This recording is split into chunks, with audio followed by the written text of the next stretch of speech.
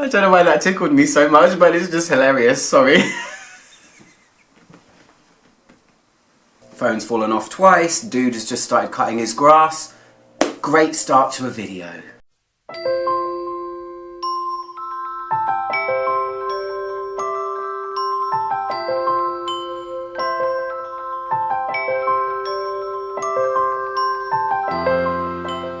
Hi guys, it's H110. How's everyone doing? Good, I hope. I'm doing another spotlight video today and it is going to be all about the zoo from New York. I don't know about you, but there's a couple of things that happen every year where I start to get a bit nosy and start looking around on the internet. One of them is the Art and Olfaction Awards. The other one is Exxon's Festival in Milan. Every time these two events happen, I get nosy and I start looking at what brands are showing, which brands have won awards, stuff like that. And the zoo has been on my radar for the longest time, since it won an Art and Olfaction Award. Well, Scent Tattoo, one of their perfumes, won an Art and Olfaction Award in 2018. So I got my hands on all of their perfumes. I'm so excited. I've only smelled 2 of them. This is exciting because I love brands that are a little bit outlandish, weird, quirky, just have something to say and just have a really good ethos. So I really hope that the perfumes are great. So, American company, the man behind it is Christophe Laudemiel. I hope I said his name right. It's a really nice name and I hope I haven't butchered it. Really quirky guy. I've seen a picture of him with, I think, a pink dog. Or maybe it's a pink hat and he's holding a dog. Something like that. Anyway, they're a relatively young brand. They launched in 2016 and the newest fragrance, which I actually have here, isn't even on Fragrantica yet, so this is exciting. So their perfumes come in 60ml bottles. They're $109, which in my brain is probably about £100. And it's called the Zoo because Christophe views his fragrances as animals, not in the literal sense like zoologist, in a much more abstract way. That bit I don't really get, but I don't care, I'm here to smell the stuff. So they divide their perfumes on their website into 4 distinct sections. You have fresh. What is fresh? You have sexy. What is sexy? You have raw, and then you have forbidden at the end. And that's the order I'm going to go through them too. So really excited. Let's just smell them. So I'm going to do fresh first. What is fresh? Fresh encompasses so many things, so I'm really excited to see what the zoo portrays as fresh. Fresh can be so many things. I hear it in my job every day. Hi there, what kind of perfume are you looking for today? Fresh. Fresh. So the first perfume is called Community. And I'm going to reference my phone because there's a lot to get through. There's 1, 2, 3, 4, 5, 6, 7, 8, 9, 10. There's 12 perfumes. It's not like I'm going to be here for hours. But maybe I will, I don't know. We'll see. So this is called Community. I am expecting wacky. I mean, I've smelled the award-winning one and it makes me very uncomfortable, but I'll get to that in a second. So this is called Community. And he says a single fragrance contains ingredients sourced from 20 different countries. It's a rich citrus fresh blend with bergamot mandarin. What else? So far that's not very exciting. Crisp Nordic air, offshore breeze, whetstones, moss, majestic forest and sculpted woods combined with essences of Mediterranean uplifting and colourful feelings. This one, for a first one, is to me familiar. This feels a little bit fougere-like and it's a woody citrus smell that is not nondescript. I mean, it's pleasant and it feels like it's well made, but I thought all of their fragrances were all going to be wacky, but we'll see. I don't know where I'm even going with this, but this is Community, and what I like on their website is they have, for every description, they have a thing at the end that says twist, and that is just a little kind of quirky note to note about the perfumer. So the formula was permitted by the perfumer by the International Fragrance Association. It's all about showing people that perfume ingredients are safe and not secret. Formula disclosure is performed with full support of our perfumer and with the sole purpose of providing educational and informative examples. I don't know what this one's about. Anyway, the way it smells is, to me, almost like a cedar woody citrus thing. And to me it's not very exciting. But still, wearable, kind of masculine, fougere type smell. So the next one is called Vetiver Rain Skin. I like me some vetiver, as long as it's not too dense and thick. So, ooh, this is really pleasant. This also feels masculine. Why do I feel like it's got whispers of Givenchy pie in there? My nose must be really weird today, but anyway, I'm going to look up what it is. This one is way better than the first one. It's just a little bit more exciting. It's not better. There's no bad or good. It's just... This is another kind of masculine-y, kind of aquatic smell that's smooth as well. It says, The Dream, the dewy rainforest, the red abstract volcanic soil with a ray of sunshine. At the heart of this fragrance there are 3 types of vetiver combined with sandalwood and violet leaf, marine, grapefruit, orange blossom. This is really nice. I would say that, I mean, fresh, yes it is. It's nice. The vetiver in here, considering there's 3 of them, it doesn't feel too crazy. It's manageable. And it kind of smells like something that might have sport in the title. I think it's, whenever I smell something that's marine or aquatic, my brain just leaps there. I don't know why, because every time you see a fragrance that has sport in it, it just makes me think of aquatic fragrances. But this is really nice. The vetiver is very smooth in here. And there's enough balance with other stuff. So it's nicely balanced vetiver and marine at the same time. It's kind of semi-sweet as well. And tough to describe, this one. These 2 so far feel very approachable and not anything out of the ordinary, but I guess every line has to have something where people will want to wear it, and not everything has to be wacky all the time, but just the whole ethos of this brand makes me feel like it's going to be something crazy. But so far, very pleasant. Citrusy woody thing and a kind of marine. Why do I feel like there's something vanilla in here, or like there's some kind of maybe a sweet resin in it as well, but for now, woody and marine with something a little bit unusual. So the next one is called, is it Louis or Lewis? I don't know. But when you get them, you have 2. And I think I read about this one. By the way, their samples are really big. I think they're, I don't know, what's 1.9 ounce? Maybe 3 mils? Maybe even closer to 4 or 5. They're very generous samples, and you can buy them from their website as well. So let me just look up what Louis Lewis is. Fresh, positive, sensuous. Dream, under the skin, we are kin. A pleasant, watery, masculine freshness, superfluid cardamom, supported by only a touch of clove, cumin and orange flower, sheer white musks and heaps of French sage. 1.8% of the whole fragrance is made out of sage. That's a lot, it says, with exclamation points. 100% pure orris concrete. To top it off, a dash of fir balsam, galbanum and a sprinkle of American absinthe. This fragrance comes in 2 similar yet different labels, one dark and the other light. We want to emphasise that human beings, regardless of our skin colour, have souls of the same value and worth inside. I love that. That is so cute. Well, I'm going to spray this one, even though it's the same.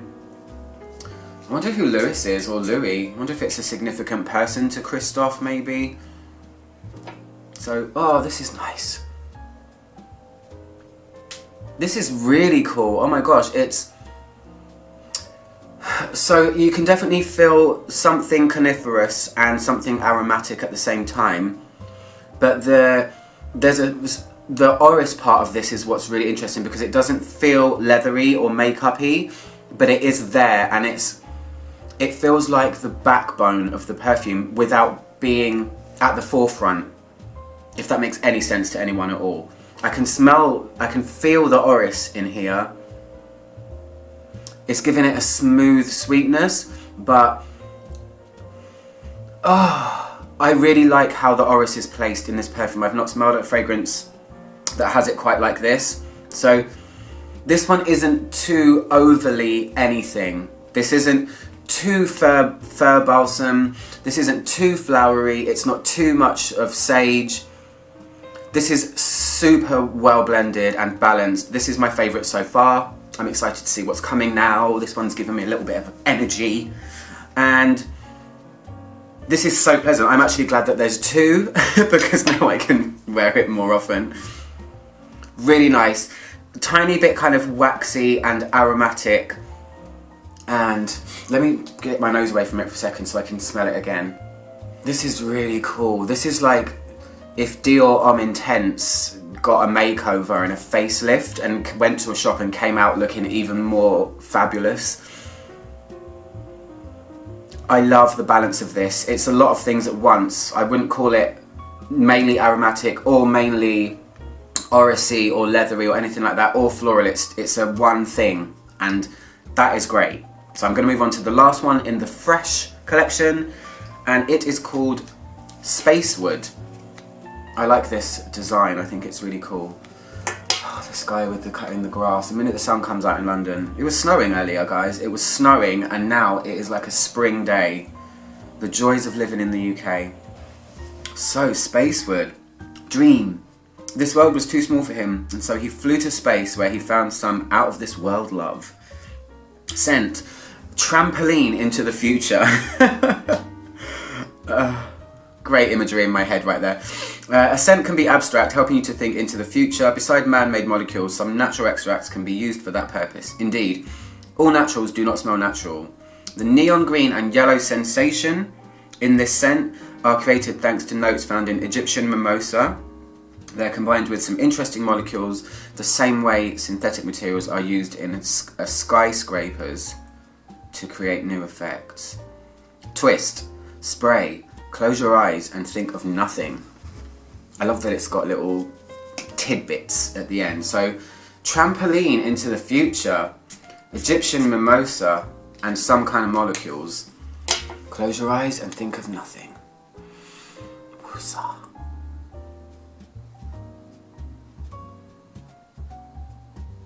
This is definitely the oddest one so far. This is what I thought the brand was going to be like every time I smelled one. This smells like it has mint, like a soft kind of waxy mint smell, and definitely something that I've not smelled before. I can smell mimosa because mimosa is powdery, it's kind of like a fuzzy, fluffy floral smell, and it's in there, but it's not the main thing. The main thing here is a very unusual molecule that is kind of cold and stark and a little bit weird. It smells a little bit industrial.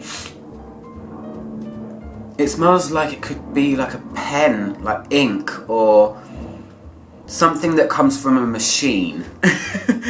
It feels a bit mechanical and very weird.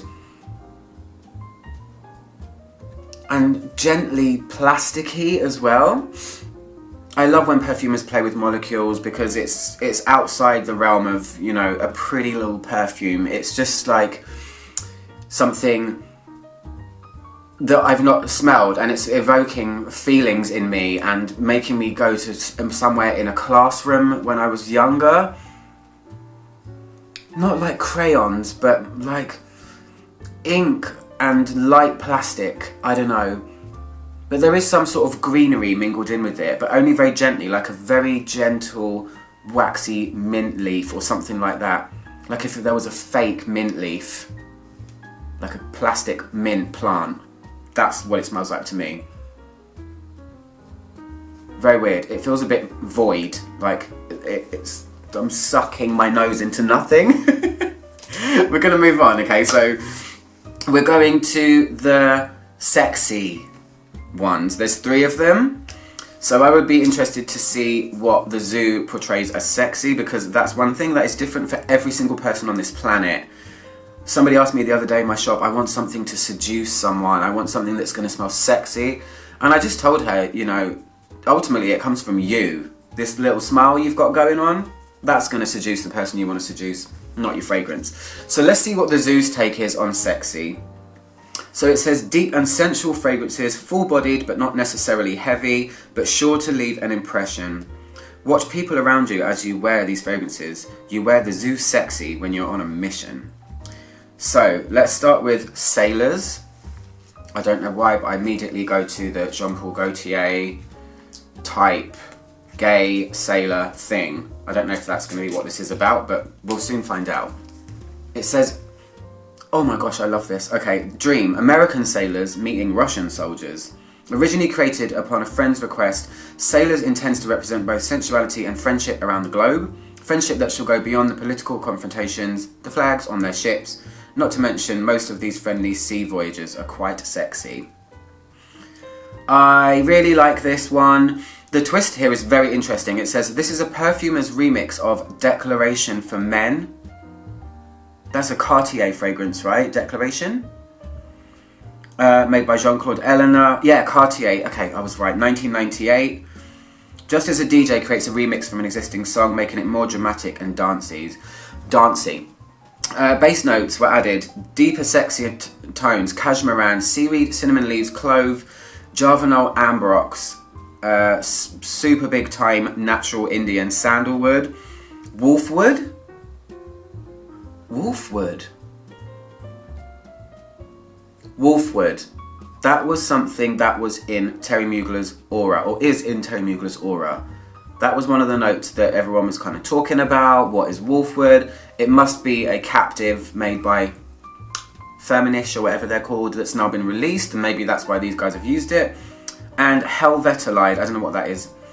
Grapefruit, mandarin, lemon, violet leaves. I mean, this one just goes on and on and on. They're talking about plagiarism and being quite blunt about it. Really, really like this.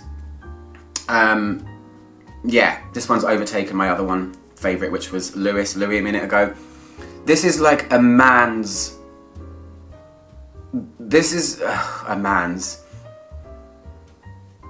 This feels very, very soft. This feels a little bit boudoir, powder puff, kind of silky, smooth, mellow perfume. I thought it was going to be screaming masculinity and, you know, aromatics and stuff like that. This is gentle. This reminds me a little bit, in a very strange way, of the texture of Lyric Woman by Amouage. I don't know if there's rose in here, but that fragrance is kind of smooth, powdery, waxy, and this has got that. This is very sensual, so I can see why it's in the sexy part, or the sexy category on their website. So, really lovely. I want to get this one on skin now, right now. Sailors.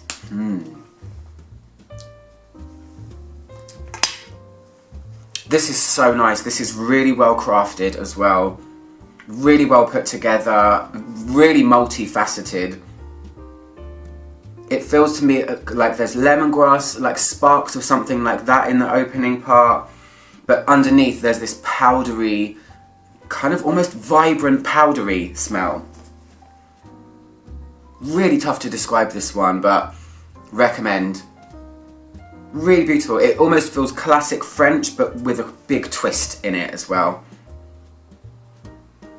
Oh, I like this. Anyway, we're going to move on to Everlasting, which is this little one here. Let's see what this one's about, shall we? Sorry, by the way, the lighting's going to change a lot in here today. The sun is going in and out of clouds, so we just have to deal with it. I'll do the best I can. Alright, let's spray Everlasting. It's brown, that puts me off, I don't know why. Just, you know, just visually talking about it. Oh, now this, yes, this is, oh my god, yeah, this is me, this is something's happening with this one, guys. Oh my gosh, this feels like labdanum resin, which is probably why I like it. This one is the best so far. This is like kind of a little bit dirty labdanum. I need to see what this one's about. Why am I reminded of Andy Towers' L'air du Désert Marocain? Labdanum thing, ambery, little bit spicy. Straight to the top. I mean, I like orientals, I like that exotic thing. Okay, I must read about it before I keep going on.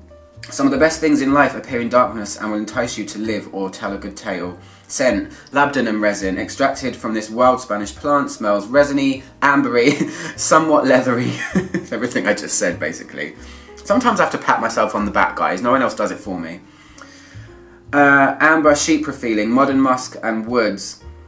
Twist, Narcisse Absolute is not really floral, but very green, earthy, wet, mossy. Something about volcanoes and lakes. Real moss would smell too old-fashioned in this blend. The pure and much more expensive Narcisse Absolute gives Everlasting its chypre character. So, if you're a fan of Andy Towers' L'air du Désert Marocain, which I know a lot of people are, get your nose on this perfume. I hope it's everlasting. I hope it stays on the skin. I need to put it on my screen. Sorry, guys. Oh gosh, I've always said that, you know, I would wear labdanum alone. I don't really need it to be anything else. It's just, as it is, it's perfect.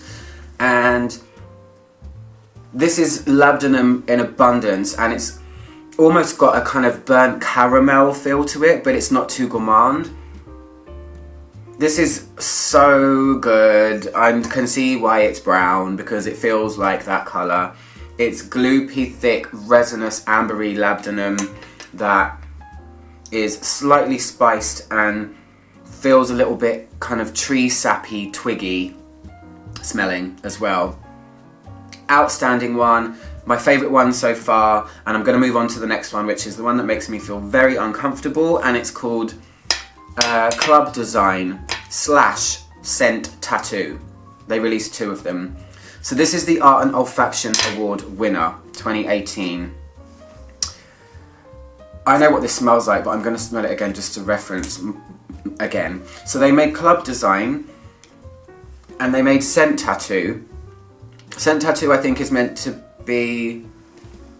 Scent Tattoo is the actual perfume that you put on your skin, and then Club Design is the one that you're supposed to play on, spray on clothing, or it says garment fragrance on it. So this perfume to me it makes me feel very weird. Essentially, I think they call it a leather. Let me just read a little bit about it, but it's really another one that feels very industrial to me. And I want to mention something in a second, but let me just get to this one first. So it's about an exclusive lounge club. Soft leather, sexy musks join force to recreate the special atmosphere of a sexy lounge. Cedarwood, sandalwood, lilies, styrax, leather. The leather note comes from a headspace analysis of new Spanish leather combined with the natural leathery smell of mimosa. Blackcurrant, grapefruit. Yeah, I don't know about this. When I smell this, I don't get lounge. I get newly built building that hasn't quite had the plastic taken off of everything that's in it. And to me, this isn't a leather. I mean, I guess leather is very subjective because it's always an accord, it's always, like this, it's headspace, so that it's supposed to actually smell like leather, but it's just a bit odd. I mean, it's a lot odd. I can see why it won the award because, firstly, I would like to say I've never smelled anything like this. However, I actually have, and that's what I wanted to say. No detriment to the perfume or anything, but there's something in here. There's some kind of molecule thing that I have smelled in 2 other things. The first one being Neanderthal. There's a company called Neanderthal. They make perfumes that look like spearheads, like ancient caveman tools kind of thing. Their Neanderthal Black has got something of this going on in it, because that one made me feel the same way. Also, there's a really, really cool brand that I hope to own some of their fragrances and do a spotlight on, called D.L. Roland, and he's got a fragrance called The Door, which the doorman of this famous club in Berlin wear, and it's got some of this going on as well. It's futuristic, industrial, cold, kind of plasticky. Let me smell Spacewood again. Spacewood smells so much more pleasant compared to this. Spacewood doesn't smell weird when you put them side by side. Spacewood is still very strange, but this one, very, very odd. It just makes me feel weird. I don't know, maybe it's triggering something that is just unpleasant from a past, I don't know. But it's really tough to describe. Essentially they say it's a leather.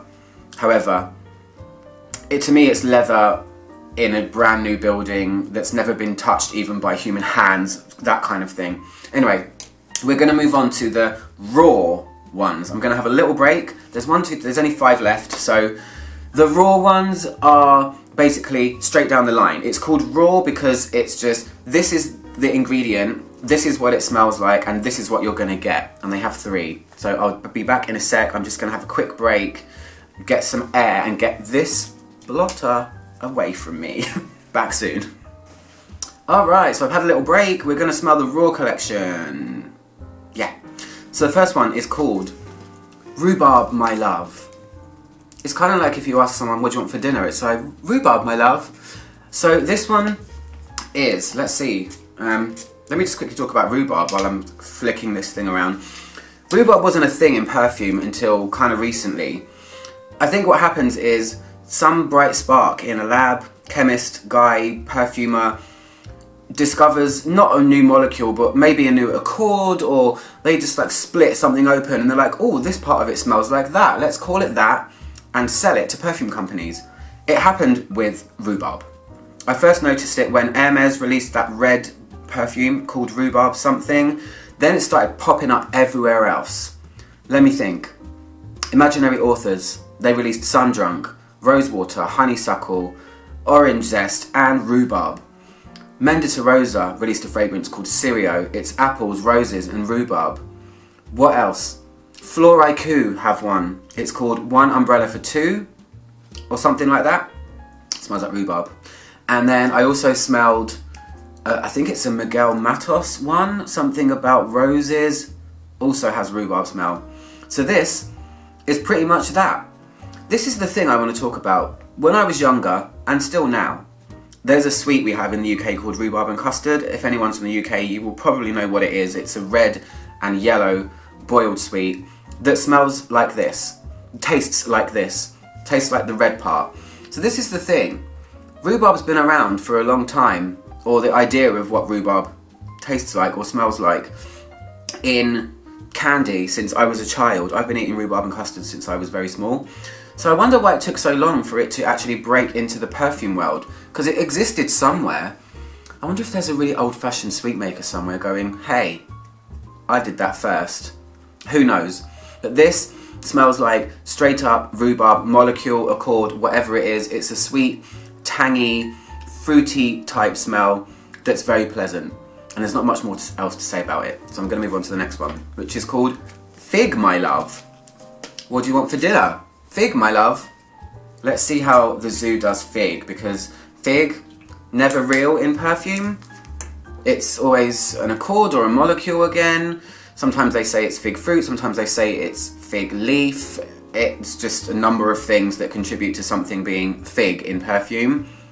And this is cool. This is kind of like a mixture of things where I've smelled fig leaf in a perfume, and also it's like a raw, unripened green figgy smell as well. This is like Philosopos on steroids. This is way better than Philosopos, I think, by Diptyque. If you like figs, that's kind of a go-to. It's one of the things that made fig famous, I believe. In my brain, anyway. Gosh, I just got a waft of Everlasting again. Fave. This is cool. Super straight down the line. Fig leaf, green, fruity smell. Kind of bitter and a little bit sharp and punchy, and like there's just zero sweetness in this at all. Yeah, I like it. So the next one's going to be important because this is the only one I have in bottle, so I can show you how their bottles come. They come in these woolen pouches, which is really cool actually. You could use it for other things, but oh, I have to actually undo it. This is their Tuberose Organique. Tuberose perfume, guys. Tuberose. So this is what their bottles look like. They're kind of cool. Not kind of simple, but yeah. This one I read about before I smelled it. And this, what's interesting about this is this doesn't have any tuberose in it whatsoever. They used jasmine and they used tequila. Agave and tuberose plants are related, and they wanted to create the smell of that dewy morning petal type thing. I'm a tuberose hunter, I mention it all the time, so this is very exciting. I can actually give a good spray to this one. So this is Tuberose Organique. This is the one that isn't on Fragrantica yet. It says 2019 on the bottle, so it's the newest one, as far as I know. And oh my goodness, okay.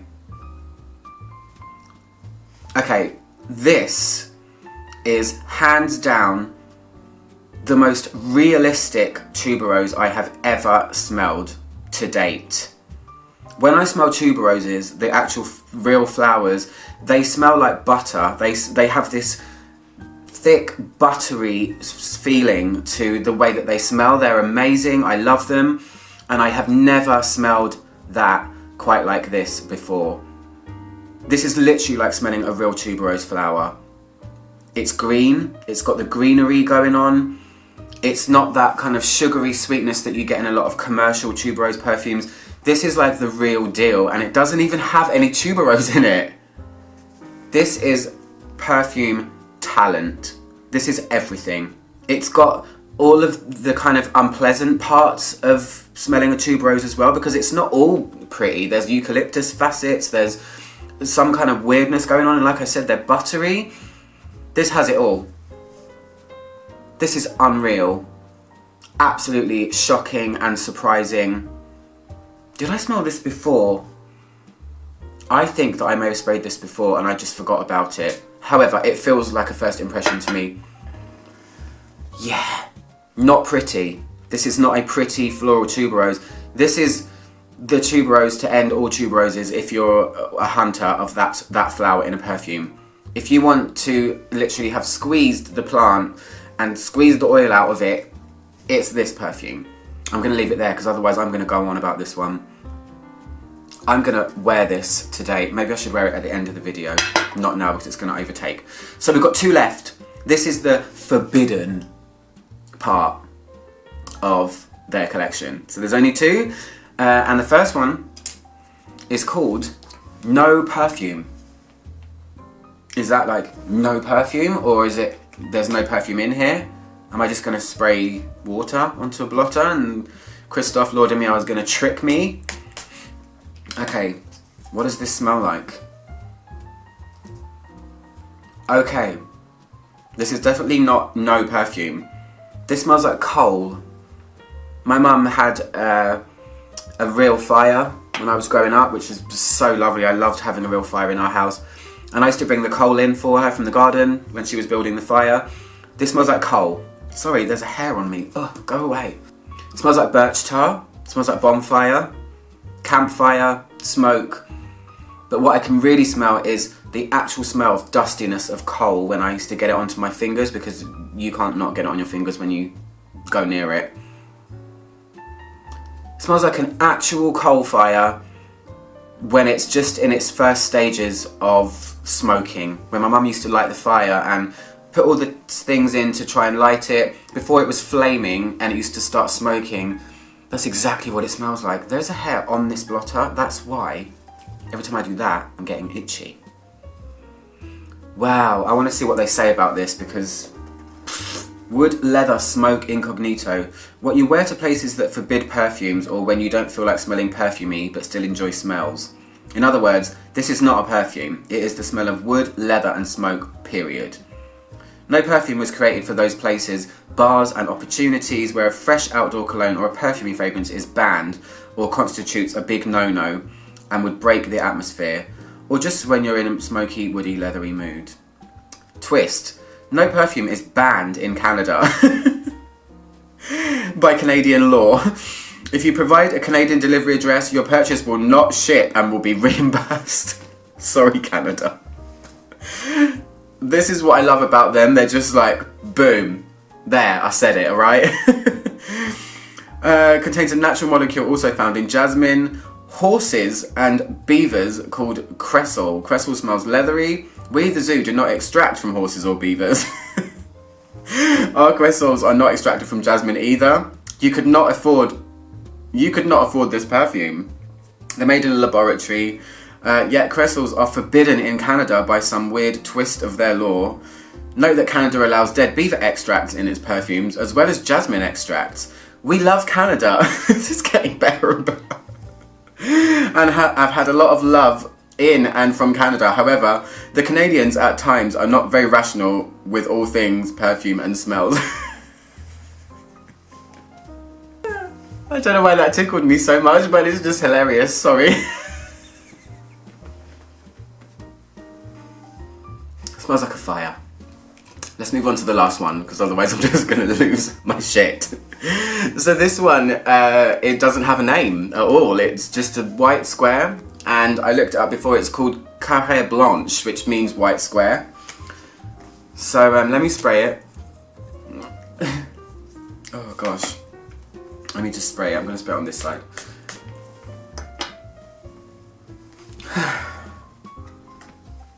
I smell coconut.